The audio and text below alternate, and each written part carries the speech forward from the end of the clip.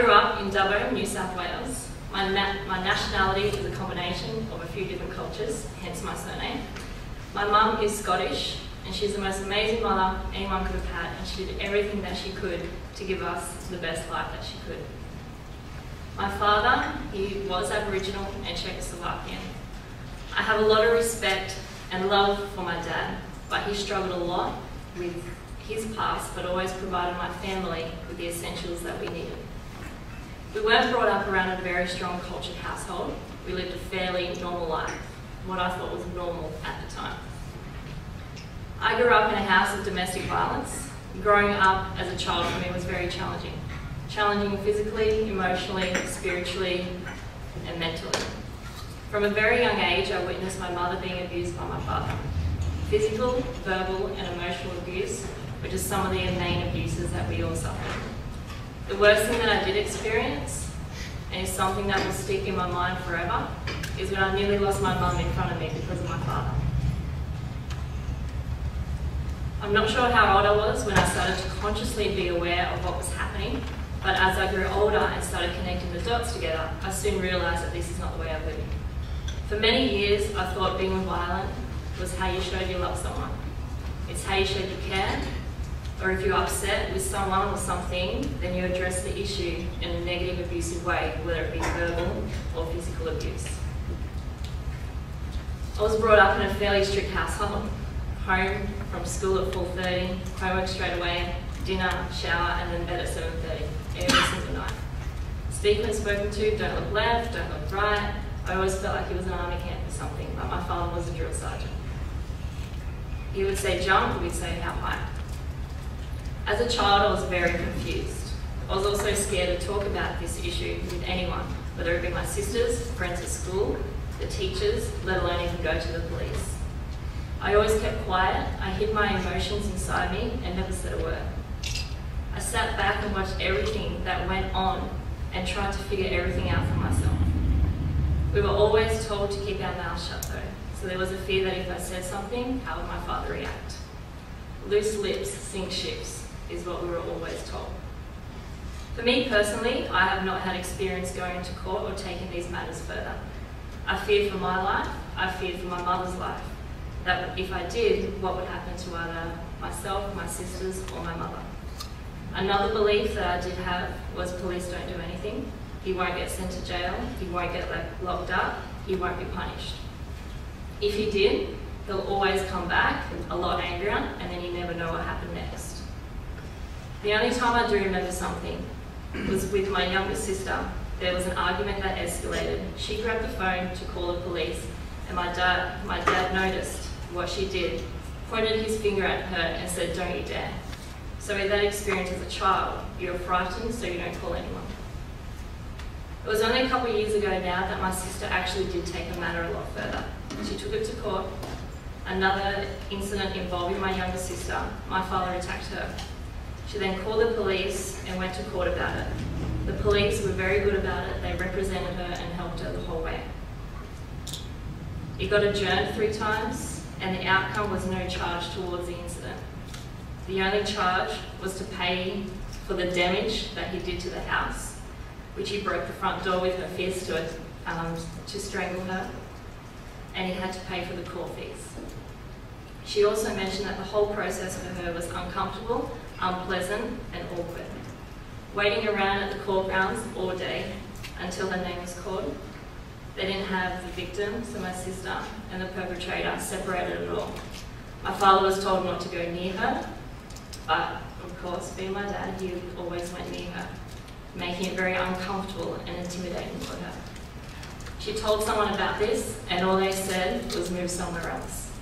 So for a young female at the age of 22, taking her father to court, that in itself is a very scary and upsetting experience, despite everything else that comes with it, and then being let off with no charge. This is the reason why people, particularly women, do not speak up. Fortunately enough for her, she did have the support from a partner and his mother. For my sister, yes, it may not have been the worst case for him to be in prison, but he is known to the police for domestic violence through others reporting the incidences. Perpetrators see that they can get away with it, What is it going to take for them to be locked up? For me personally, I came to realise at a young age that what I saw was not normal for anyone. Love does not mean violence or arguments. I knew that my father grew up in an abusive household himself as a child and suffered a lot of self-worth and trauma, so I started to understand that he was struggling to deal with his past, and that affected the people around him, his family. He would tell us stories of what happened to him when he was younger, and they were a lot worse than what I experienced. As soon as I was told that, I was then able to connect the dots even more and realise why he was treating his family the same way. I was very angry as a child. Always felt stressed, always felt depressed. The way I dealt with this was through exercise. As soon as I did any exercise, I instantly felt better, I felt free, I felt freedom, I felt happy, and I felt positive. I felt like I was in control of my own life. I loved athletics, running made me feel good, it gave me a sense of worth, but really, I wanted to impress my dad. I wanted his approval to say I was good enough. That it was the only positive attention that I did get from him. He always spoke to me as if I were already the champion. He had a very competitive, aggressive, and mind of a champion that has stuck with me today. My parents couldn't afford to send me away all the time. Dubbo was also a harder place to get recognised or talent picked. So I stopped athletics, and not long after that, my parents split up. And it was probably the best thing that could have happened to me and my family. But I was still confused and upset of the fact that I wasn't going to have a father around, despite what we went through. After my dad left, my attitude changed completely, and I guess it's something that you call going off the rails. So after a few years later of being a complete ratbag, that's probably another chapter in itself that I probably don't need to touch on just now. My inner drive, motivation, and having the opportunity pushed me to study personal training. I knew that I wanted to help others through health and fitness, as I know it helped me. I studied personal training while I was still in school in year 11, and as soon as I was qualified and got the opportunity, I moved out of home. I just turned 17 and I moved to Port Macquarie. I wanted to be free. I wanted to start my life fresh. I also made a conscious decision to change my life. I feared that if I stayed in Dubbo, I'd only repeat the cycle. I started to go through a lot of personal development when I first left home. I had to go up fast. I was living away from home, out in the working world, having to make a living to survive. I had all this anger and emotion built up inside me, but my inner drive wanted to change my life around, and I would do anything that I could to break the cycle. Amongst all the personal growth I was exploring for myself, I always kept my training going.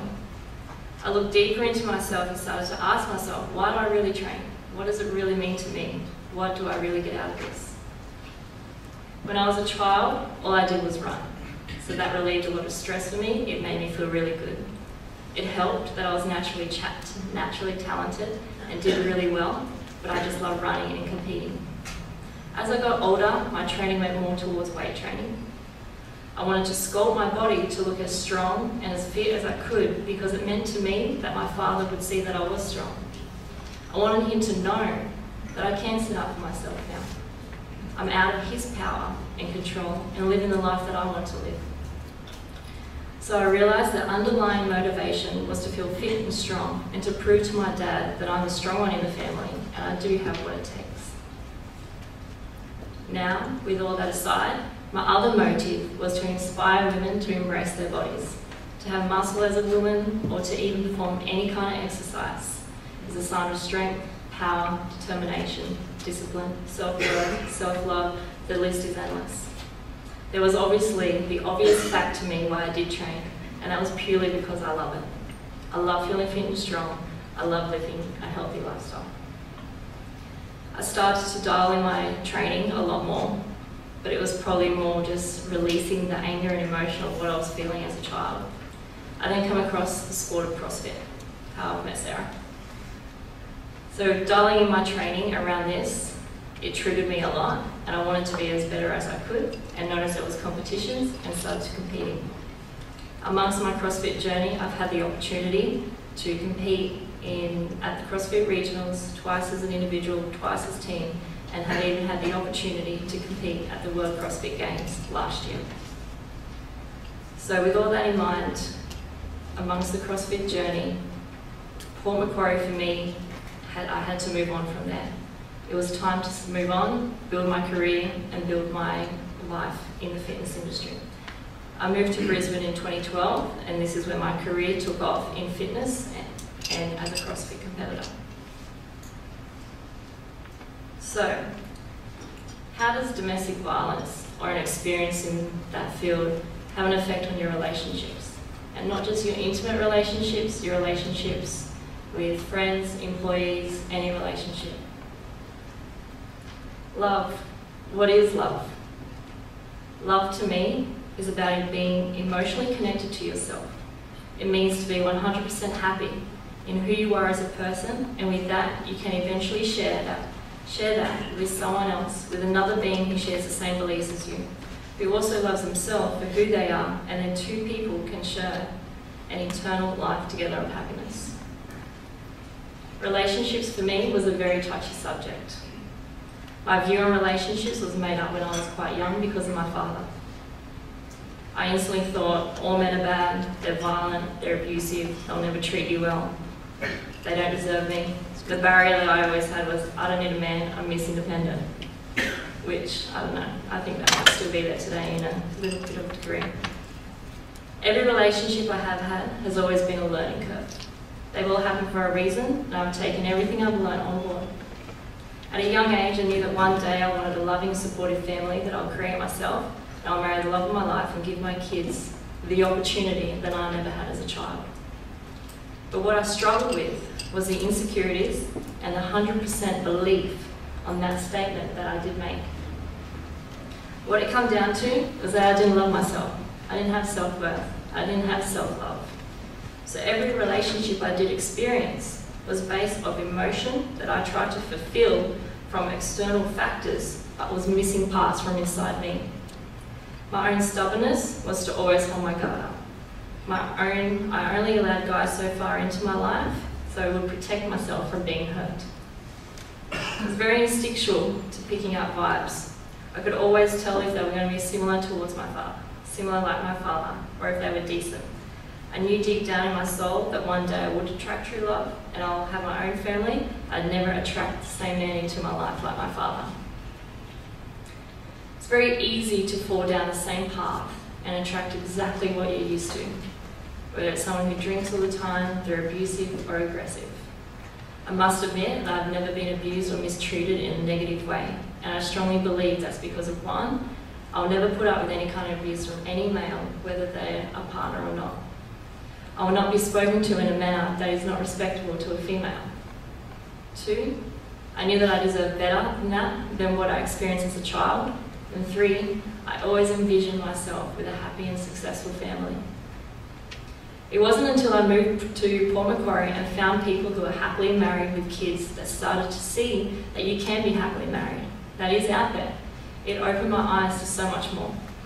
I would say that relationships has been my #1 battle, and that I've had to work really hard for over the years, and that's any relationships with anyone. I had the self-belief in myself that I could achieve anything. I had the self-confidence in myself to take action to push my life in the positive direction. What I realised is that I was missing the belief, confidence and self-worth that kids do get from their parents or their father. You know, you have a father who treats you a certain way. For females, they grow up and that's what they look for. I knew my parents loved me and they did everything that they could to give us the best life possible. We were brought up in a very tough love household. So as a teenager, there were a few things missing that filled my emotional bucket.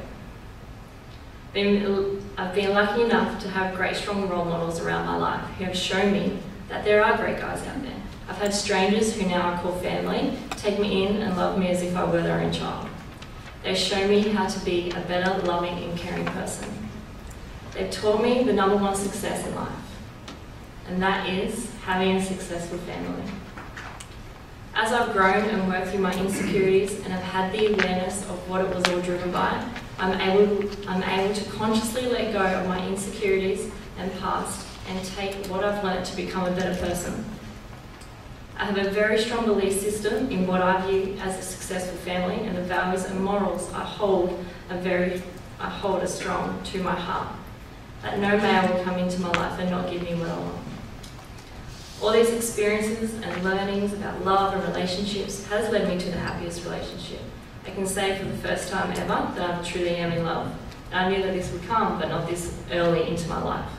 Some say you're very young, you've got a whole life to live, but you know when it happens, it happens. I once thought that I had to achieve a certain level of success in business, before I could allow this into my life. I thought that I still had personal development to work on before I could have such a great and happy relationship in my life. My head was justifying all these reasons why I couldn't have it, but my intuition has known all along. This also goes with your everyday life. Are you 100% happy in your workplace, your friends, your health and fitness? I can say that I am so confident in the person that I am today. I live every day in complete happiness. I'm more saying thank you, the time has come, because there was quite a few years there that I wasn't very happy. Having this experience myself, I do believe everyone can achieve this. The one thing we all can work on and get right is to love ourselves. Yeah, it's such a cliche quote, but as the saying goes, you can't love others if you don't love yourself. This quote is true on so many levels. So if we can dig deep down into ourselves and start loving ourselves, you'll only get love back. It doesn't necessarily have to be intimate relationships. It can be as your friends or your work colleagues and who you surround yourself with. So amongst all this, there's been a lot of learning. There still is a lot of learning. There's so much that I have learned over the last 8 to 10 years working on my personal development. You never stop learning at any age. One of my favourite quotes is, "Those who know it all know nothing." That motivates me to keep learning, whether it be educational or personal development. I still have a long way to go, but I do choose to be better every day. So this is what I've learned so far. Never be in a rush. I'm still challenged by this and need to remind myself of this regularly. For me, I've wanted to change my childhood experience so badly that I just want everything to happen now. I always remind myself of how old I am, what I've achieved already, and what I've got to look forward to. The past is the past. I am not my past. I'm not living my past today. The past is over. What's done is done. Don't live in the future. Do something little every day today that puts me in the direction that I wish my future to be, but I cannot predict what will happen. Living in the present moment. Where I am right now is where I am. I'm doing what it is in front of me, and that is all I'm doing. My favourite saying, I have a few favourite sayings, don't I? But I live by this one every day as well. Be where your feet are. If you are there, then that's where you are. Take responsibility of your own actions. No one else is ever to blame but you. You are where you are because of your choices and your responsibility, so own it and don't blame others. Always be happy, as much as you can. Happiness is the #1 key to success, real success. Do things that make you happy, be around people that make you laugh. Always think positive or see the positive in every situation. Keeping your thoughts happy and positive will eliminate disappointment and create good energy in your brain, which will then vibrate through your body, and that's what people will see you as. Think negative and receive negative back. Never settle. Another favourite one. Never settle for anything less than who you are. Is your job not fulfilling you? Then leave. Relationship not fulfilling you? Then leave. Can be hard in the moment, but if we are true to what is really telling us, then we can take those actions. We waste so much time trying to please others, where it will then come back around and bite us. Stand up for what you believe in and what you want. Some will follow, others will drop off. They're not who you want to be around anyway. Find your purpose or your why. Once you find this, you will unlock a lot of empowerment within yourself and the things you do. Love yourself. This one's very important. Be happy for who you are on this earth. Have the confidence to go out and do anything that you want. Do the things you love, whether it be sport, academic, hobbies, anything, just start doing it. The time is now, so this takes me back to living in the present moment. All we've got is this time right now. Use your time wisely. Don't waste any second mucking around doing things that don't serve you. Get up there and make it happen. And my last one, you are the average of the 5 people you surround yourself with. Surround yourself with people who lift you up, people who challenge you and bring the best out in you. Don't be afraid of getting rid of a friend that you've known for 10 years. If they haven't grown in those 10 years and you have, eventually you'll bring yourself down and you won't even realise. Loyalty, yes, is a very strong moral to have, but your life and your future is far more important. Channel your energy into the right things and your future.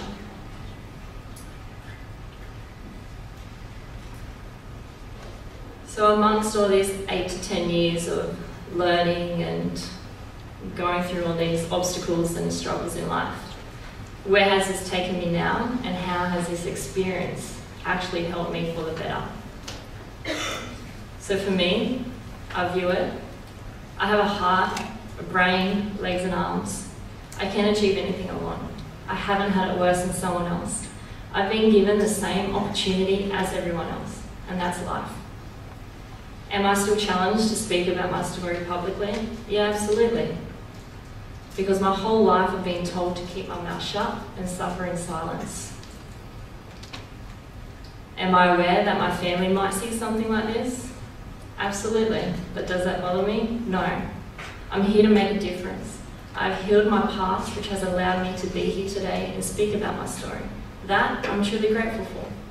I'm also grateful for my past and what I've experienced. I really wouldn't change a thing. What I have experienced has given me the strength and courage to be exactly where I am today.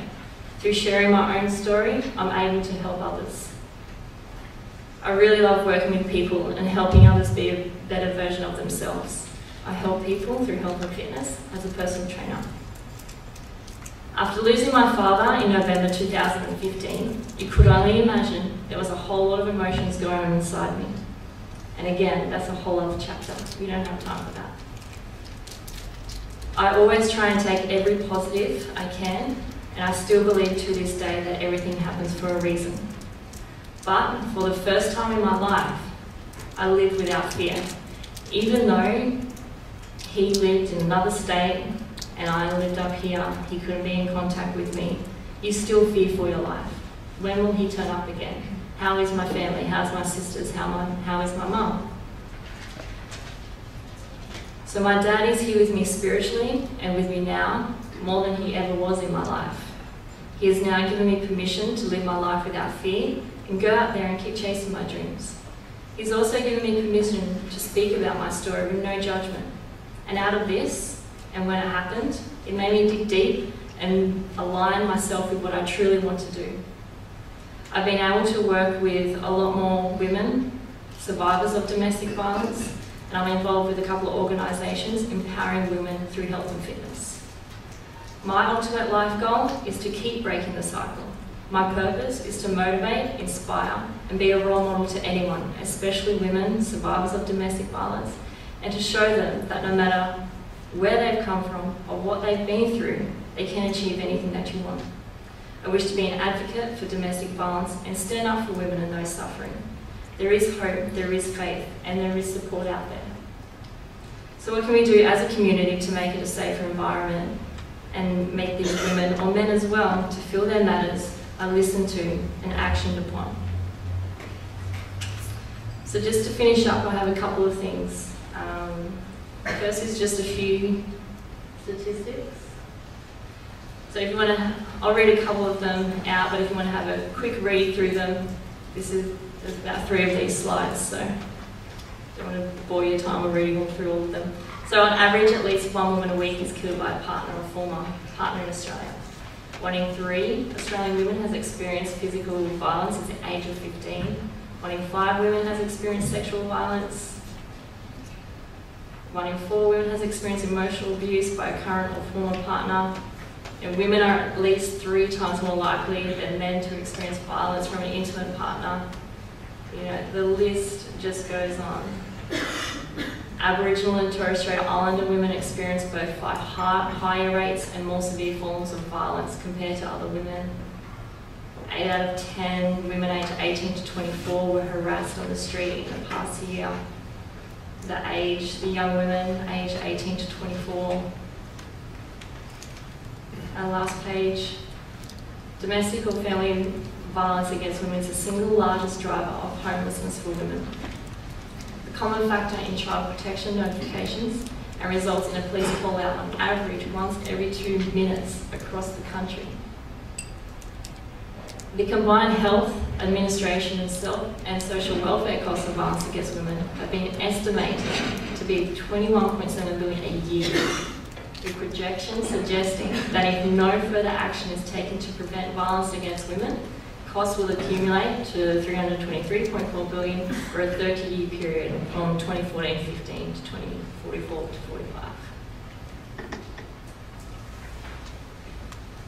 To me, these stats are horrific. I feel this is enough in itself to stand up and be able to put a stop to this.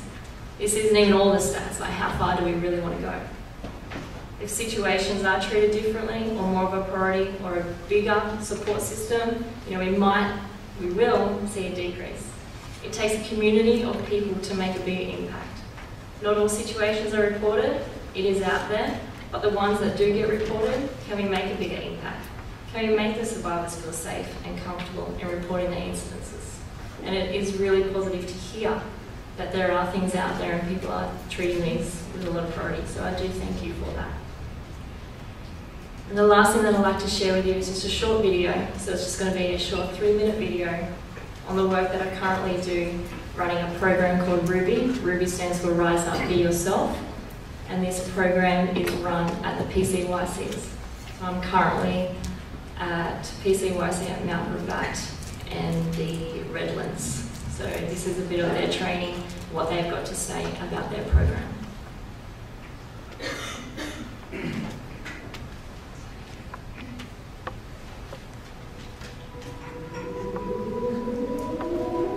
Ruby is a program designed by PCYC. It stands for Rise Up, Be Yourself. It's a weekly free fitness program for women who have or are experiencing domestic violence. It's run by a fitness instructor and a female police officer. Provide support in a way that they are around other women who know what they've been through or going through and can provide them with the support that they need. It also gives them the physical strength and emotional strength. It gives them the strength to know that there's other people out there that care about them and what they're going through. By participating in Ruby, participants are able to gain self-confidence and they're able to meet other women in their community that they can form friendships with. They're also able to form a link with a Queensland police officer and gain information about their specific needs. Ruby, well, I know it means rise up, be yourself, and that's a goal of mine, to be myself. My number one goal is that I want to be the person I would have been without abuse in my life. Coming out of a domestic violence incident, I thought I just needed to get some more confidence and meet other people and get out there a bit. I wanted to improve myself and my fitness levels, push through the depression and the anxiety and just come. And once you're here, it's awesome, and you meet people and you motivate each other to come every week. I know I really want to help myself. It can help me physically, mentally, everything. I feel so safe in that environment with someone have the similar background with me. I really have something to look forward to and something I don't want to miss out. To see their happiness has been a really huge impact. To see them get fitter and stronger along the way has been a huge change as well. But their happiness is probably like the biggest thing. I've gained more self-confidence and more self-control, power, and just to get out and have the extra drive and motivation. It's a great help and they make you feel really comfortable as well. If you're thinking about joining the program, do so. It's one of the best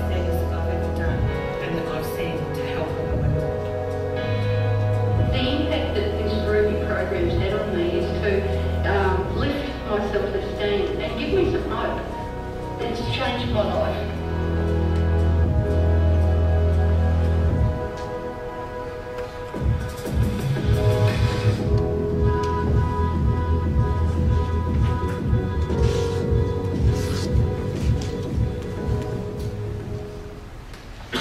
Thank you very much for listening.